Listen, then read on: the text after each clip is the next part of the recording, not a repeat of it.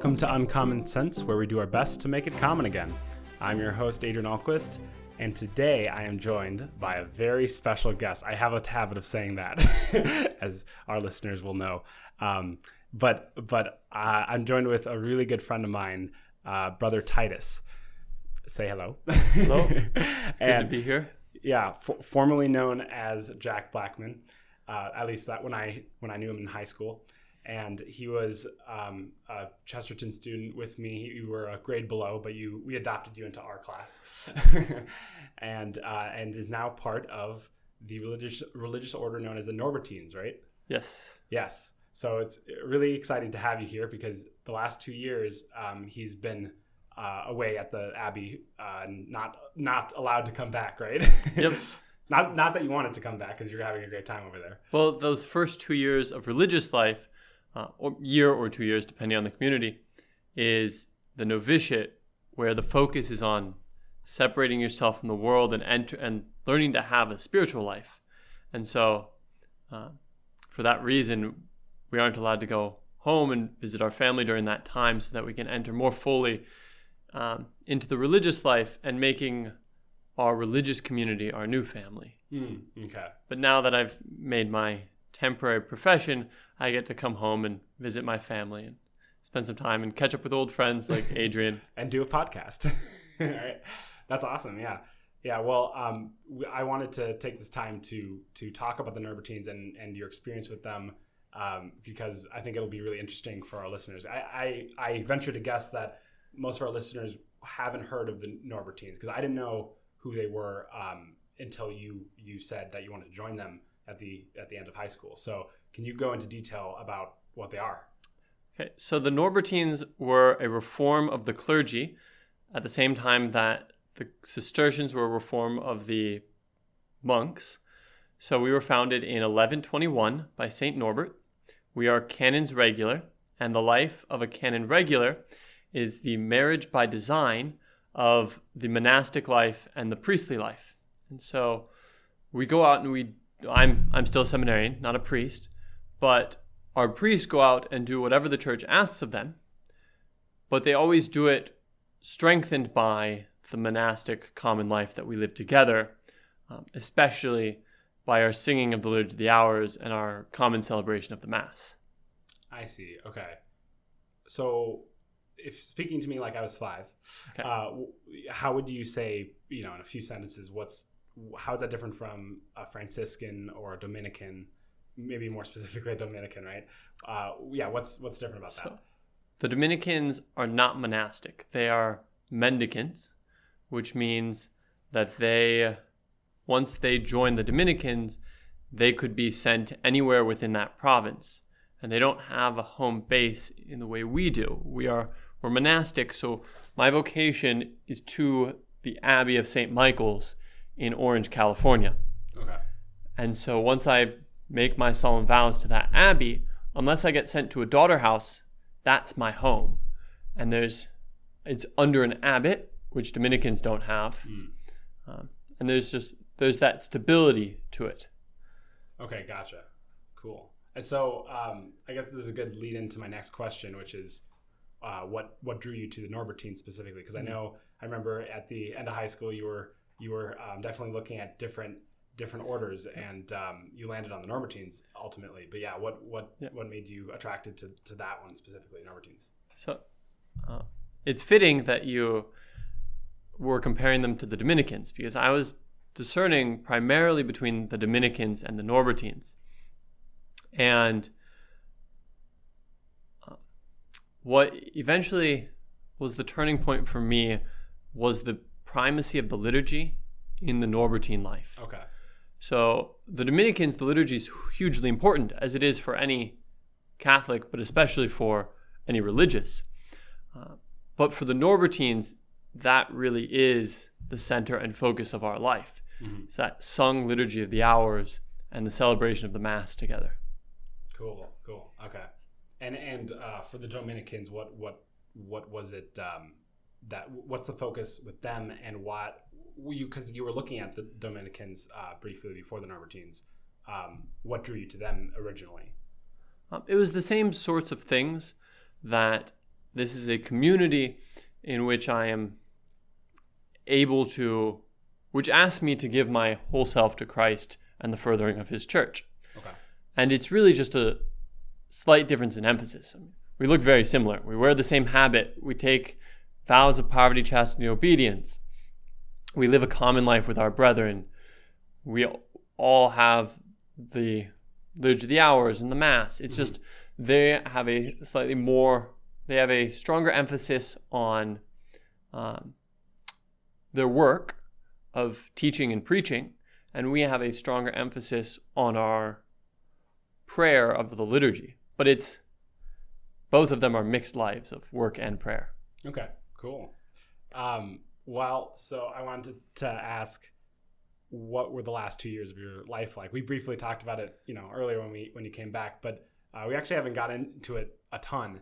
So what were the last 2 years like for you? Okay. Take your time. Well, when I finished that first year, I remember telling a lot of people that it felt like I had just finished the first year of my life. Not because I had an awful life before that. I had a wonderful life before I entered religion. But once I entered the monastery, it just fit so well that this was how I was supposed to live, that it was as though my life before was as nothing. That it had finally started once I started living a monastic life. And I think for me, the monastic life is where I learned what it meant to live a Christian life.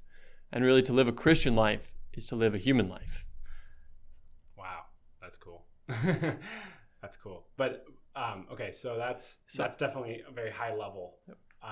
Can you give us a more tangible explanation of what you experienced? Yeah. So I guess I'll go into what our daily life is like as a seminarian. We meet together 7 times a day in the church to sing the divine office. That's our primary duty, and the rest of our schedule works around that. Our mornings are generally spent in study, and our afternoons are either free time to get done whatever we need to, or their manual labor. Okay. So it's a little bit of study, a little bit of prayer, a little bit of labor, but it's all focused around learning to love God more, and then learning how to teach others to love God. Okay. And so a big part of that isn't necessarily on the surface is learning to detach from the things of this world so that we can attach ourselves to God. And it's funny, the things that I had to detach from in those first couple of months that I wasn't expecting to. Oh yeah? Like what? So there were things that I was expecting, like it was very difficult to leave my family and have very minimal contact with them. I'm very grateful that was difficult. It meant I had a family worth missing. But on the other hand, I wasn't expecting giving up midnight cereal to be so hard. That's funny. Yeah, that makes sense. So okay, wow, yeah, I guess I wouldn't have thought about that, right? Did you know you would have had to give up something like that? I knew that there were certain things that I expected to be difficult. Okay. So yeah, but that actually, this is a good another segue. What is your day-to-day routine like? Okay, so at 5:45 we have morning office. That's so which early. Is That's Matt. Not for some people, but yeah. Sorry. That's matins and lauds, and then we have a short break after that before our community mass at 7, and then after mass is breakfast, and once breakfast is clean up, we have terce or mid-morning prayer, and then typically after that we'll have classes, and if I don't have a class, then I'll just spend that time doing my studying that I need to get done outside of classes, so my homework and studying my Latin, and then homework. I because it's not normal. Well, how do you mean homework? So I mean primarily doing my reading for my classes, and then writing any papers that I need to do. Okay. And do you have, normal due dates on those and stuff like that? Yep. Okay. One of the big differences, though, is that novitiate, which have been the last 2 years, is not about rigorous study. So all of those classes, the reading is meant to be very light and papers are very rare, so that there isn't that mental strain and you can focus more on developing a life of prayer and entering into the religious life. This fall I'll be beginning philosophy, where there's a lot more reading and a lot more papers, because now the emphasis is on preparing to be a priest. Okay. And sorry, so you're in the novitiate part, or did you just graduated from that, right? Or novitiate ends when a religious takes his first vows. Okay. And so 2 weeks ago, on St. Augustine's Day, I took my first vows, which are for 3 years, and then hopefully I will renew those until I take my solemn vows. I see. Okay. Well, congratulations on those first vows. Thank you. Yeah. Okay, cool. Yeah, you got to continue. So then after a morning of study, we have sext or midday prayer at noon, and then lunch. And then, like I said, afternoons are often manual labor, which for our community is mostly caring for the Abbey. Okay. And the Abbey grounds. And then we have mid-afternoon prayer or none, rosary, vespers, dinner, and then we have some time to just enjoy each other's company after dinner. We call it recreation. And we have that time because most of our day is spent in silence, where we talk when necessary, but refrain from recreational conversation. And that's because we're striving to have our conversation be in heaven. Okay. And then this time after dinner is where we can enjoy one another and learn to see Christ in our brethren. Okay.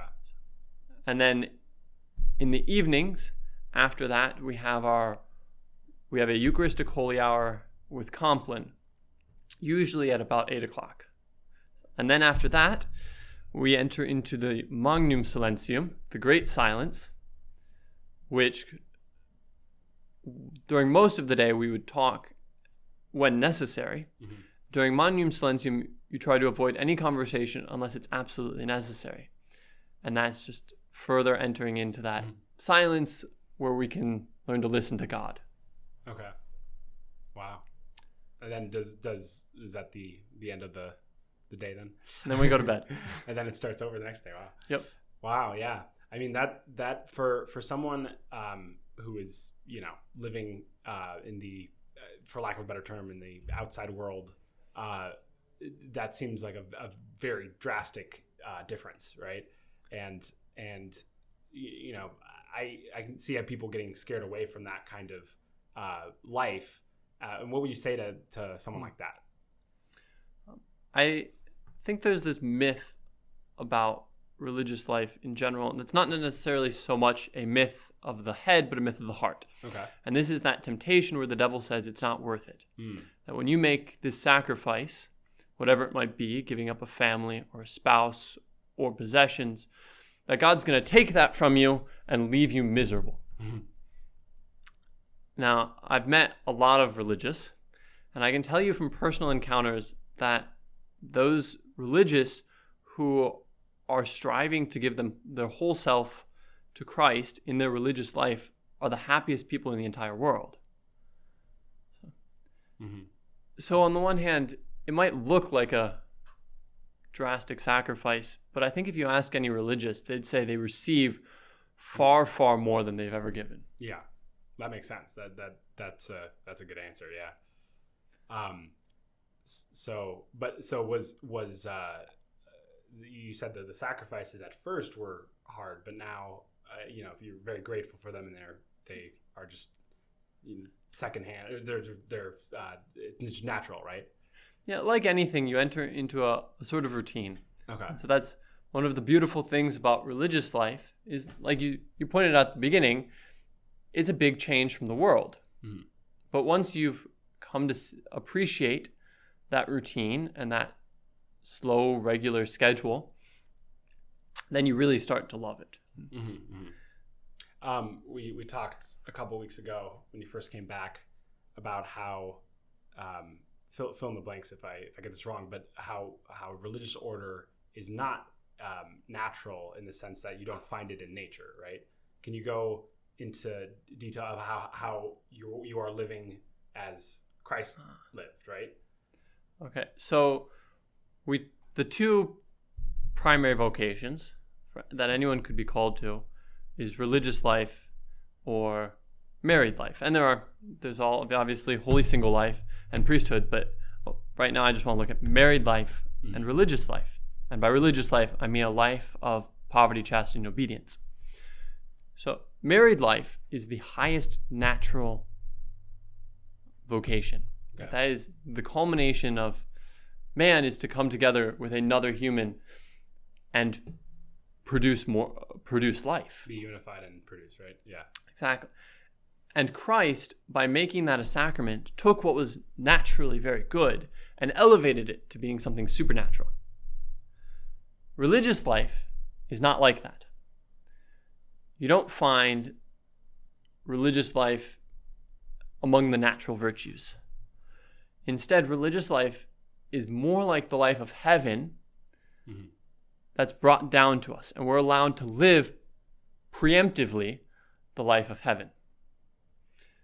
And one of the meditations that's helpful for understanding religious life is thinking about the fact that the Word became flesh, and that's one of the persons of the Trinity became a man.